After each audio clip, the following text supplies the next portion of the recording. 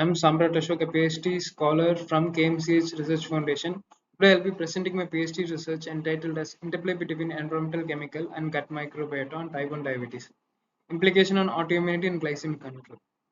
To begin with, let's first understand what type 1 diabetes really is. So type 1 diabetes is an autoimmune disorder in which immune cells destroy the insulin producing pancreatic beta cell that results in insulin deficiency and hyperglycemia. So, however, not all the patient shows the evidence of autoimmunity.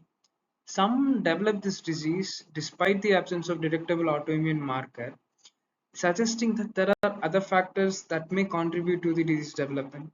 So, this led us to investigate the role of environmental chemical and the gut microbiome in the type 1 diabetes. So, over the past few decades, the prevalence of type 1 diabetes has been increasing worldwide, and this cannot be attributed only through genetics. So, based on this, we asked three questions. So, what is the prevalence of non-autoimmune type 1 diabetes in southern India? So, are environmental toxic element associated with type 1 diabetes? How does the gut microbiome differ between autoimmune and non-autoimmune disease?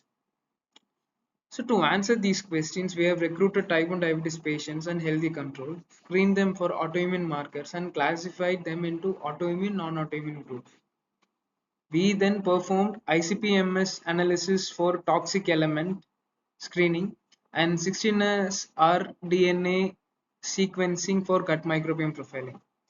So our results showed 25% of patients had non-autoimmune diabetes, non-autoimmune type 1 diabetes, and they have also exhibited poor glycemic control.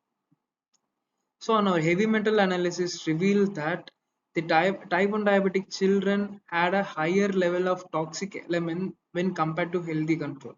So finally, our gut microbiome analysis showed there is a reduced firmicutes to bacterioid ratio, and there is an increased E. coli non-autoimmune group.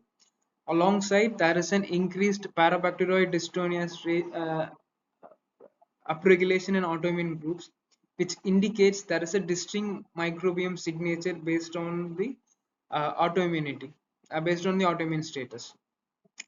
So, in conclusion, our findings suggest that the environmental toxic element and gut microbiome may contribute to heterogeneity of the type 1 diabetes. So, I would like to thank everyone behind this study. So, thank you all.